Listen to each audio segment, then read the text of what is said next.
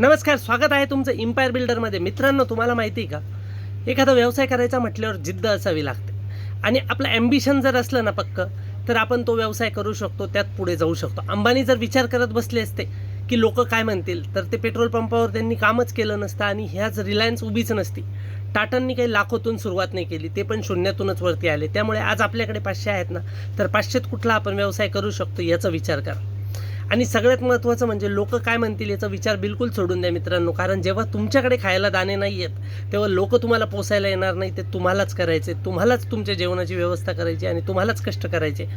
त्यामुळे आपलं विजन पक्कं ठेवा, आपलं ॲम्बिशन पक्कं ठेवा. एका काळापर्यंत सगळे साथ देतात मित्रांनो, परंतु ती वेळ निघून गेल्यानंतर कुणीही साथ देत नाही. त्यासाठी वेळ आहे तोपर्यंत कष्ट करा, स्वतःचं एम्पायर उभं करा. एकदा की स्वतःचं साम्राज्य उभं झालं ना, तुम्ही जगात बघा, ज्याचं साम्राज्य उभं आहे त्याच्यामागे लोकं फिरतात.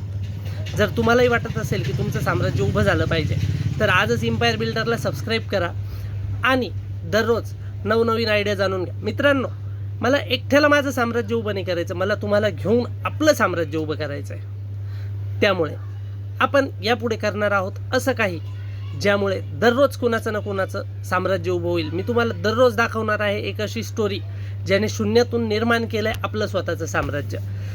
तर लवकरात लवकर सबस्क्राईब करा इम्पायर बिल्डरला. भेटूयात उद्या पुन्हा एक नवीन व्हिडिओ घेऊन.